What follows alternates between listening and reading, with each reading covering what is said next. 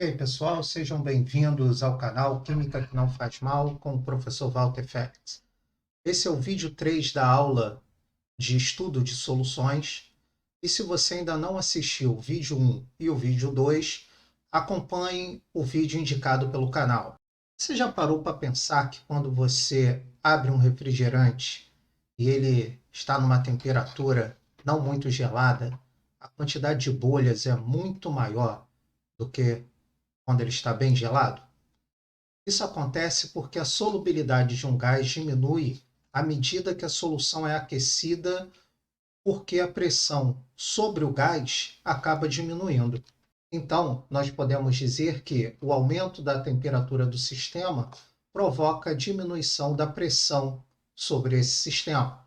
E isso vai fazer com que a quantidade de gás dissolvido no líquido seja menor.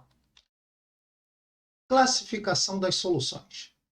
Nós podemos classificar as soluções de acordo com a quantidade de soluto solubilizado na amostra como sendo solução insaturada. É aquela em que a massa do sal ou a massa do soluto é menor do que o coeficiente de solubilidade da mistura. Vamos pegar um exemplo em que eu tenho uma substância A, cuja solubilidade dela é 5 gramas por 100 gramas de água na temperatura de 25 graus Celsius. Se o volume de água for igual a 200 ml, eu vou ter uma quantidade máxima solúvel proporcional ao dobro do volume do CS. Então, eu teria 5 gramas para 100 gramas de água e 10 gramas para 200 gramas de água. Se eu coloco 3 gramas do sal A em 200 ml de água, eu tenho a massa do soluto muito menor do que o coeficiente de solubilidade da minha mistura e a minha solução é classificada como sendo insaturada. Solução saturada. A solução saturada ocorre quando a massa do sal, a massa do soluto, é igual ao coeficiente de solubilidade. Pegando uma amostra A qualquer, que a solubilidade seja 5 gramas por 100 gramas de água, na temperatura de 25 graus Celsius, utilizando um volume de 200 ml, eu vou dobrar a massa solúvel, que vai passar a ser 10 gramas do sal. Se eu acrescento 10 gramas do sal A, eu vou ter uma massa solúvel, ou uma massa do soluto, igual ao coeficiente de solubilidade. Então, a minha amostra é completamente solúvel e a minha solução ela é saturada. Solução saturada em que eu apresento um sistema heterogêneo. Isso ocorre por quê? Porque a massa do sal ou a massa do soluto é maior do que a do coeficiente de solubilidade.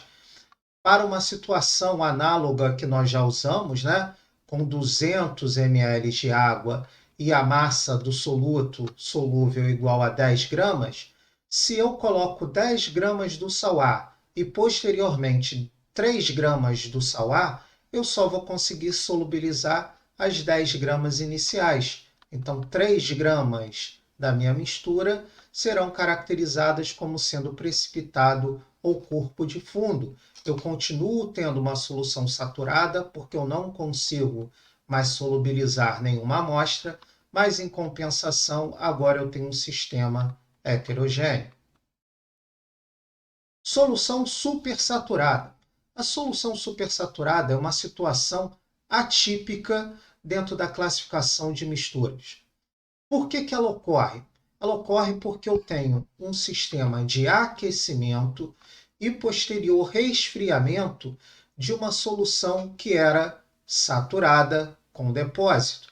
Vamos lá ao sistema. Eu tenho aqui uma amostra com 200 ml de água, em que eu tenho 5 gramas por 100 gramas de água no CS.